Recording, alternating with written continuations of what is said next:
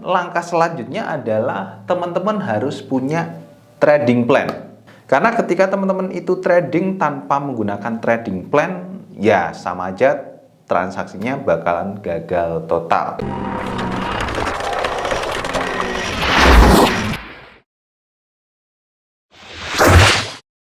Halo teman-teman, video ini dibuat khusus untuk kelas gainhunter.com/free ya. Jadi ini adalah lanjutan video dari materi-materi sebelumnya. Nah, kalau teman-teman sudah bisa entry posisi, sudah bisa pasang stop loss, take profit, sudah bisa pasang pending order, ya sudah bisa melakukan analisa secara sederhana, ya sudah bisa open posisi juga ya dari analisa yang secara sederhana itu. Kemudian langkah selanjutnya adalah teman-teman harus punya trading plan.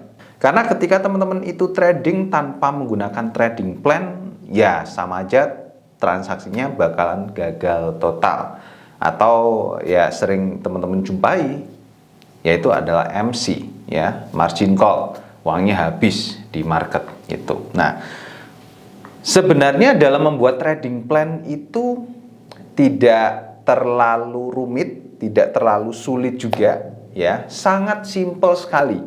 Mungkin kalau kita mendengar namanya trading plan kayaknya wah rumit banget gitu ya. Oke lah, kita bahasa Indonesiakan saja ya, rencana trading gitu ya, biar kelihatannya gampang gitu. Kalau kita pakai bahasa Indonesia kan kelihatan lebih gampang gitu ya. Nah, sebenarnya untuk menentukan trading plan ini atau rencana trading ini ya, poin-poinnya yang pertama itu adalah menentukan titik entry posisi atau titik kita itu open posisinya kapan ya. Nanti akan kita bahas lebih detailnya. Lalu yang kedua itu menentukan risk and reward ratio. Risk and reward ratio itu berarti nanti akan berhubungan dengan berapa take profitnya, berapa juga stop lossnya. Ya, lalu yang ketiga itu menentukan volume transaksi. Volume transaksinya pastinya berhubungan dengan lot ya. Dan ini yang membuat banyak sekali trader sampai kebablasan dalam menentukan lot ini, dalam menggunakan lot ini. Sehingga jadi overtrade. Dan kalau sudah overtrade ketika harga koreksi sedikit, otomatis modal ataupun ketahanan dana yang kita miliki sudah mulai habis dan masuklah ke dalam jurang MC ya, atau margin call. Lalu yang keempat ini adalah menentukan strategi exit posisinya ya. Exit posisi juga nanti ada hubungannya dengan take profit dan juga stop loss ya. Tetapi di luar itu ada juga kondisi-kondisi tertentu ketika kita lupa memasang stop loss dan juga take profit. Sehingga kalau pas kita lupa kan ya otomatis kita harus tega ya, seperti itu. Nah, kemudian yang terakhir adalah membuat jurnal trading. Untuk membuat jurnal trading kita bisa pakai Excel ya. Dan bisa juga kita monitoring akun kita dengan nanti saya perkenalkan tools yang khusus memang untuk monitoring akun trading kita ya, dan dibuatkan juga grafiknya, pertumbuhannya seperti apa akan saya tunjukkan juga. Jadi teman-teman bisa tautkan akun trading teman-teman dengan tools ini nanti yang akan kita bahas di terakhir nanti ya.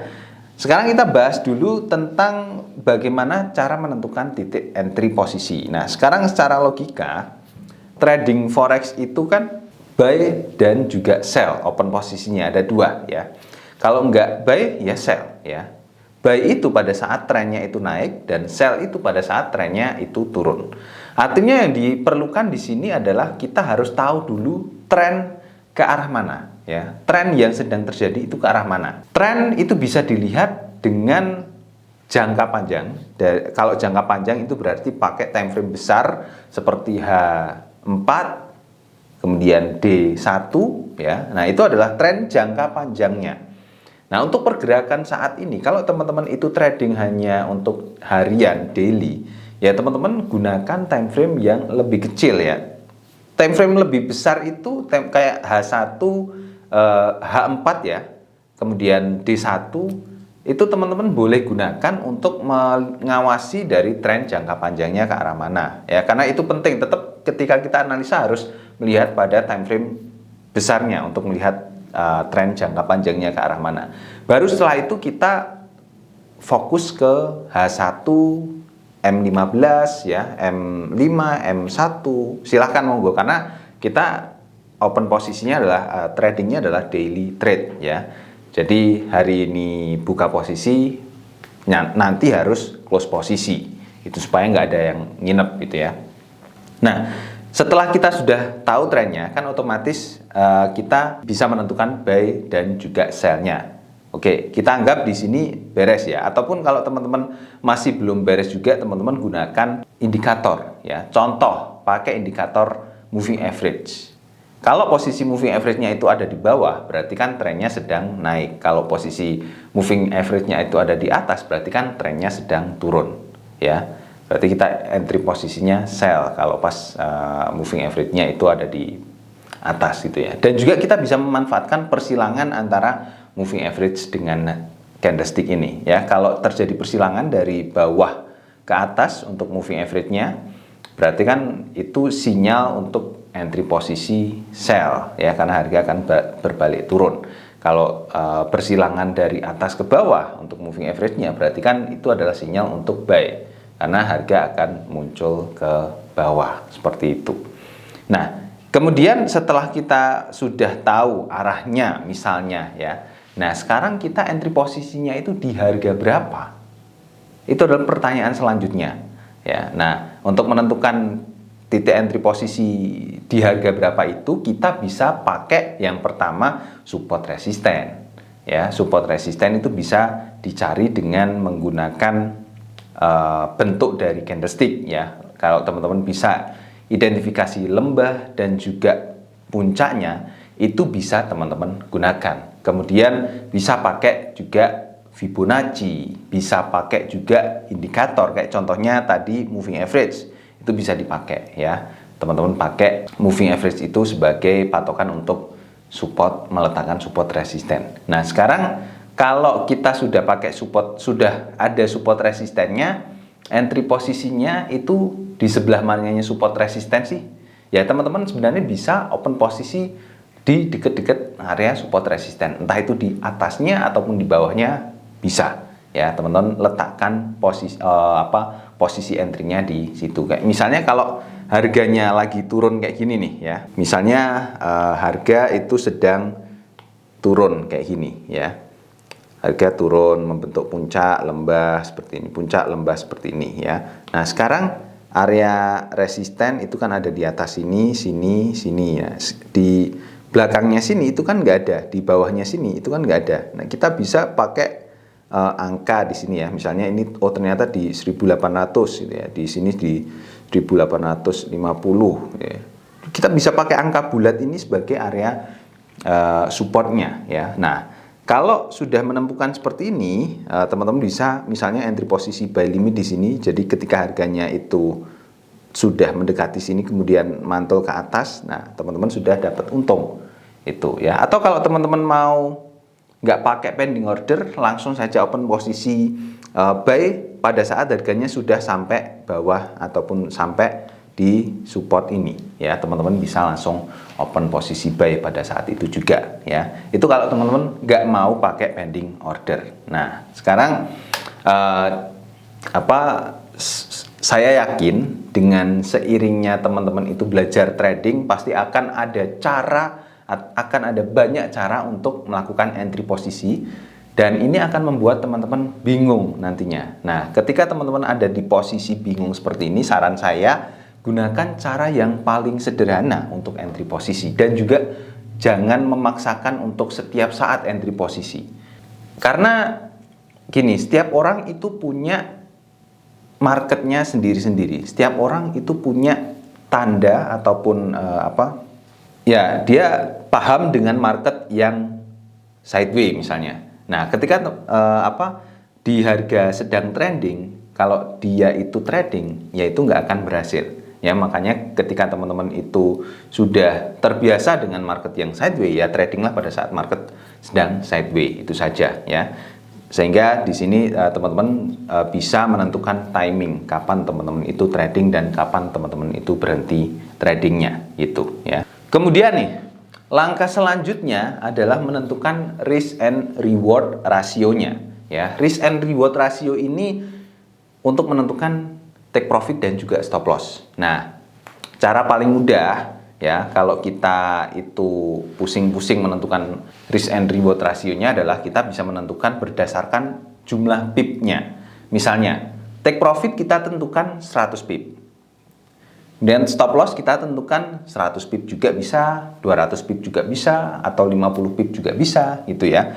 Tapi masalahnya ketika kita menentukan stop loss itu lebih kecil ketimbang take profitnya, itu memang secara teori resiko kita adalah 1:2. 1 untuk loss ya, rugi, dan 2 untuk profit. Kalau kita profitnya 2 kali lipat. Kalau kita rugi ya cuman 1 kali saja. Itu. Tetapi dalam kenyataannya, dalam prakteknya di market, stop loss itu kalau kita buat dekat dengan harga, ya, dekat dengan open posisi kita, maka harga akan cenderung mengejar stop loss, ya. Harga akan koreksi dulu, baru kemudian balik ke atas lagi, misalnya kita open posisi buy, gitu ya. Nah, teman-teman bisa menentukan stop loss-nya itu 2 kali lebih tinggi dari harga take profit, dari take profitnya ya, atau 3 kali atau bahkan 4 kali seperti itu. Tapi juga harus disesuaikan juga dengan ketahanan dana teman-teman. Yang ini nanti akan saya bahas pada volume transaksi ya. Nah, kalau sudah teman-teman tentukan risk and reward rasionya seperti ini, baru teman-teman bisa ke langkah selanjutnya. Untuk menentukan risk and reward ratio paling gampang adalah teman-teman hitung dari rata-rata pergerakan harga dari pair yang teman-teman tradingkan itu dalam waktu 1 hari itu berapa. Kayak misalnya pergerakan rata-rata untuk pair Euro USD 50 pip ya sehari, ataupun 100 pip lah katakanlah seperti itu. Ya jangan ambil posisi dengan target 100 pip, tapi ambillah 10 pip, itu paling kecil ya, ataupun 30 pip atau 40 pip, itu standarnya ya. Jadi jangan gede-gede ya kalau memang teman-teman strateginya adalah daily trade atau trading harian gitu ya. Dan kalau saya pun untuk menentukan risk and reward ratio, untuk menentukan stop loss dan take profitnya itu tadi, saya lebih cenderung untuk pakai support resisten. Jadi take profit saya tentukan pakai support ataupun resisten. Stop loss-nya juga pun sama ya, saya tentukan pakai support dan juga resisten. Jadi kalau tadi pakai risk and reward ratio yang stop loss-nya kecil itu malah cenderung kena duluan stop loss-nya. Kalau dengan support resisten akan lebih akan lebih relevan dengan pergerakan harga pada saat ini. Jadi teman-teman harus belajar mengenai support resisten itu jauh lebih dalam lagi itu ya. Nah, selanjutnya setelah kita menentukan risk and reward rasionya tadi, selanjutnya adalah menentukan volume transaksinya. Menentukan volume transaksi ini sangat berhubungan sekali dengan yang namanya lot trading. Nah, tapi sebelum teman-teman itu trading ya, teman-teman harus perhatikan ini di market itu kan ini ya, saya ambil ini di Google karena pas video ini dibuat itu market masih tutup ya. Di sini itu teman-teman bisa menemukan ada yang namanya margin. Ini di sini ada margin ya. Margin, kemudian margin level, margin bebas, ekuitas, saldo. Nah, saya jelaskan satu persatu. Saldo itu adalah modal yang teman-teman store ya. Modal yang teman-teman depositkan itu. Terus kemudian ekuitas itu adalah modal ditambah ataupun dikurang profit ataupun loss yang teman-teman alami ya, yang teman-teman dapatkan. Kalau profit berarti ditambah, kalau loss berarti dikurangi itu. Kemudian margin bebas itu ekuitas dikurangi dengan margin ya. Nah, sekarang yang perlu teman-teman perhatikan betul-betul itu adalah jumlah margin yang teman-teman pakai itu berapa. Ya, jumlah yang teman-teman pakai itu berapa. Kalau gambarannya di sini teman-teman perhatikan ya, saldonya itu adalah 10.000, marginnya itu adalah 3.000. ya, 3.600 ya. Berarti di sini untuk marginnya itu kan sekitar 36% dari modal. Nah, apakah ini bagus, ideal? Kalau saran saya buat teman-teman pemula, karena video ini buat pemula ya, saran saya gunakan maksimal margin itu hanya 5% saja. Ya, karena ini untuk jaga-jaga ketika teman-teman itu salah analisa. Itu ya, 5% saja. Artinya kalau modalnya adalah berapa? 10.000 US dollar ini, ya, berarti marginnya itu nggak boleh lebih dari 500 US dollar. Itu ya, nggak boleh lebih dari itu. Kalau lebih dari itu artinya teman-teman sudah menyalahi aturan. Ya, ya nggak apa-apa. Tapi kalau akurasi dari analisa yang teman-teman lakukan itu sudah bagus, itu teman-teman bisa lanjut, nggak apa-apa itu ya. Nah, setelah misalnya teman-teman itu modalnya, kalau misalnya 10.000 itu kebesaran, misalnya teman-teman modalnya itu 100 dolar ya, berarti kan margin maksimalnya adalah 5 US dollar saja itu ya. Nah, sekarang masalahnya mengkonversikan margin ke dalam lot itu berapa sih besarnya ya. Oke, kita kita bedah dulu ya. Jadi di dalam trading itu ada yang namanya leverage ya. Leverage itu adalah daya ungkit untuk membantu kita supaya kita itu bisa trading dengan modal yang kecil tetapi transaksinya itu bisa besar. Itu ya. Leverage di forex, di broker-broker itu macam-macam dan kita bisa pilih-pilih. Ada yang 1:1000, ada yang 1:100. Biasanya kalau broker lokal pakai leverage yang kecil-kecil ya, 1:100, 1:200, 1:500 gitu-gitu ya. Paling gede 1:500 ini. Nah, yang 1:1000 sampai 1:3000 itu di broker luar. Makanya saya sarankan pakai FBS dan juga XM ya. Kalau di XM itu leverage 1:1000, FBS leverage 1:3000, jadi lebih gede ya. Nah, hitungannya gimana sih?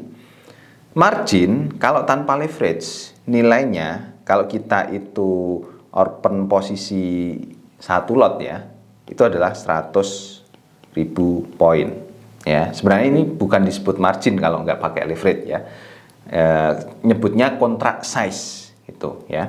Nah, katakanlah margin ya. Nah, sekarang kalau kita pakai leverage 1:100 misalnya, maka marginnya di sini itu jadi 100 ini dibagi dengan 100.000 ini dibagi dengan 100, hasilnya adalah 1.000 poin. Ya, 1.000 poin ini kalau teman-teman open posisi di Euro USD berarti jadinya 1.000 euro. Kalau teman-teman open posisi di USD JPY berarti hasilnya adalah 1.000 USD. Kalau teman-teman open posisi di GBP USD berarti hasilnya adalah 1.000 pound sterling ya. Jadi tergantung mata uang di depannya itu apa itu ya, marginnya ini. Nah, kalau teman-teman leverage-nya itu 1:1000, maka margin yang dipakai itu cuman 100 poin, 100 US dollar, 100 euro, 100 pound sterling ya, tergantung pairnya. Ingat ya. Nah, jadi semakin besar leverage-nya ya, maka semakin kecil marginnya ya. 1:3000 berarti di sini sekitar 333 ya, 33 ya. Jadi makin kecil margin yang dipakai ya untuk leverage-nya. Nah, kalau di luar sana leverage itu jadi bermata dua. Kenapa? Karena kalau kita pakai leverage besar, maka kita jadi nggak ngontrol tentang volume transaksi ini. Tetapi kalau kita pakai leverage kecil, ya, efeknya adalah ketika kita pakai volume besar, maka open posisinya itu langsung loss, ya, langsung cepet lossnya, atau kita cepet untuk ruginya. Nah, itu jadi bermata dua. Makanya asumsi saya di Gain Hunter ini teman-teman sudah bisa atau teman-teman bisa untuk mengontrol volume transaksinya, bisa membatasi volume transaksinya, sehingga saya sarankan teman-teman pakai leverage yang besar, sehingga teman-teman bisa memanfaatkan adanya leverage besar ini untuk sebagai cara untuk teman-teman itu bisa survive di trading ini. Nah, leverage besar ini kalau di Gain Hunter bisa dipakai untuk mengolah money manajemennya, ya, sehingga misalnya tadi modalnya itu 100 US dollar, ya, maka kita akan bisa open posisi lebih kecil, gitu ya. Kalau kita pakai leverage 1/1000 berarti kan untuk open posisi satu lotnya kan 100 ya. Berarti tadi maksimal untuk marginnya kan 5% ya, 5%. Berarti di sini kita cuman boleh open posisi 5%-nya dari satu lot, itu berarti gini ya, satu lot dikali 5%. Hasilnya ini satu lot ya, hasilnya 0,05 ya, 0,05. Nah, teman-teman bisa open posisi 0,05 lot di sini. Nah, tetapi baiknya teman-teman juga harus memperhatikan ini besaran marginnya terlebih dahulu ya. Caranya kan tadi ini beda-beda ya.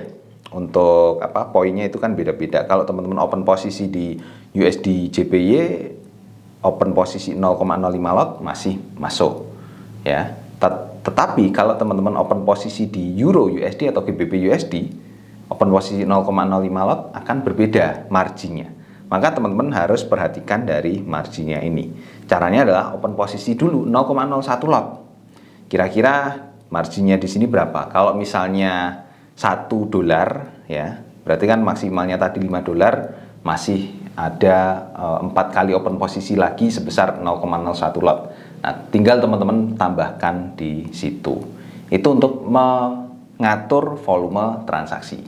Ini videonya saya lanjutkan di sesi yang kedua ya, karena ini sepertinya cukup banyak sekali videonya. Jadi saya buatkan 2 sesi ya.